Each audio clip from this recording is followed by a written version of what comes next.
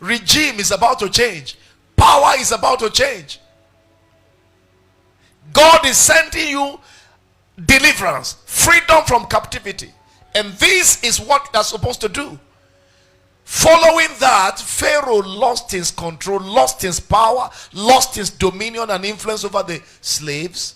And the slaves went free out of captivity with all the wealth of Egypt.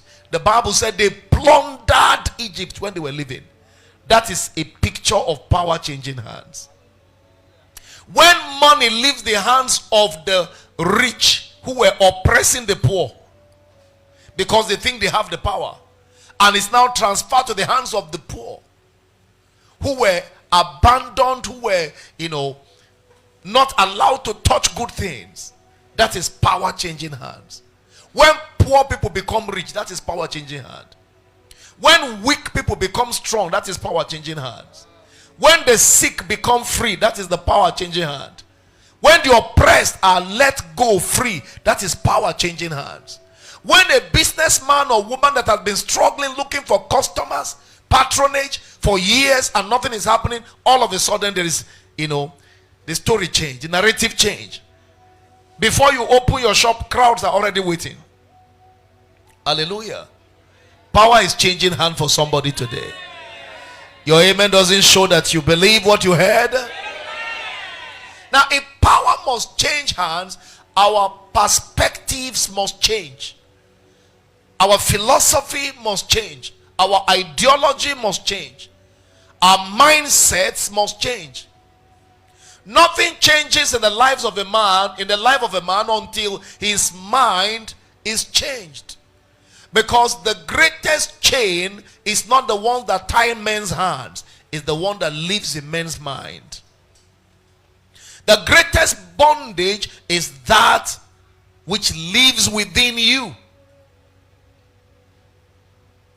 So your major problem is an internal problem, not an external problem. The sickness on your body or in your body lives in your mind. That is why you are not able to get it out of your body. It's not even a matter of whether you are taking drugs or not. Some people are not even sick, but they made themselves sick by what they think.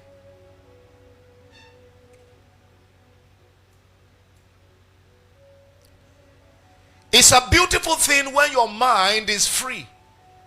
Free from all manner of junks. Free from everything that reduces your dignity. It's a beautiful thing when your mind is containing the right content.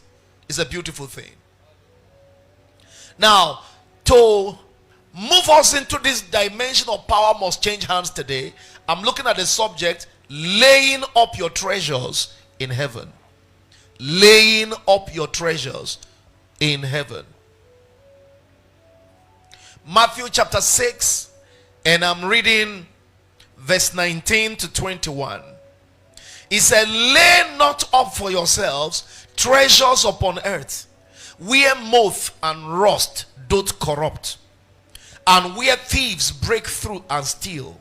But lay up for yourselves treasures in heaven, where neither moth nor rust doth corrupt, and where thieves do not break through to steal, nor steal. For where your treasure is, there will your heart be also.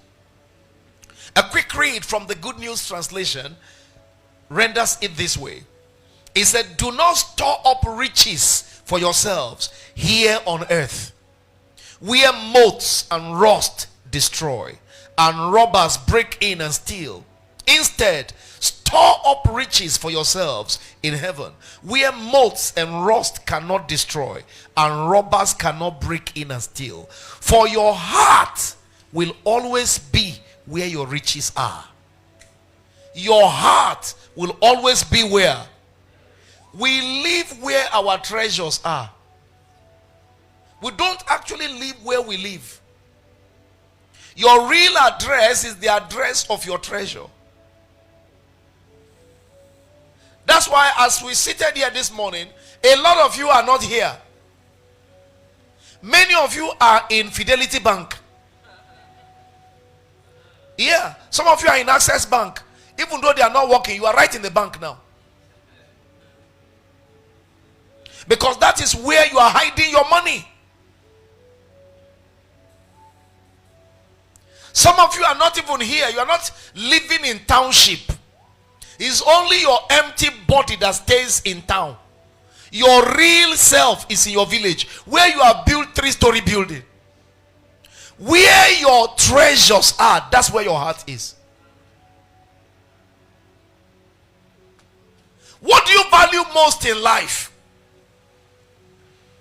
If I know what is most important to you, and I know where it is located, I can tell where you live. There are people that are living in Wuse Market as we speak now.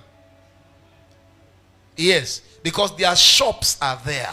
Their money is tied down there. So they are in Wuse Market now, even though they are in church physically. Where your treasures are, that's where your heart will be. The major reason for all these challenges, the crisis in the world today, is because of where men's treasures are located. They are fighting. Somebody's treasure is in a particular location, so he guards it jealously. All the securities that you see people putting in place, they put securities where their treasures are. So you can tell the volume of the treasure, the degree of the treasure, by the level of security in the place.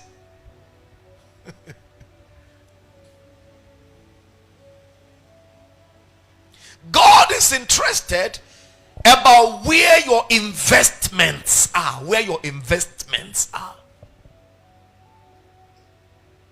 Jesus, in his wisdom, tells us here that there are places you invest in and there is no guarantee of safety. Hello? I said hello. Some places are not safe. Some places are not what? Yes. And some places don't keep the value of what you invest. There are places you make investment and then the value drops from time to time. And there are places you do investment, the value does what? It appreciates. There are other places you do investments, nothing, it's not growing, it's not growing. It's not reducing, it's not increasing. It's just there. I bought a particular house in a city some years ago. I bought that house about 4.6 million. About 12 years later, I sold it 3 million. You didn't hear what I said?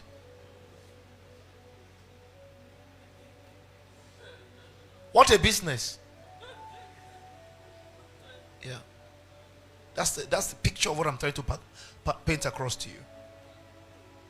12 years down the line, not even a gain, but a major loss. 1.6 million loss. Why? Because places have power to reduce the value of your investment or either increase it, depending on the value of the place itself.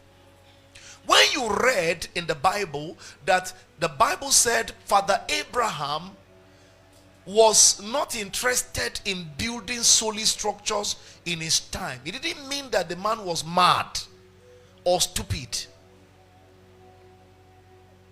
And it didn't also mean that people were not building buildings in his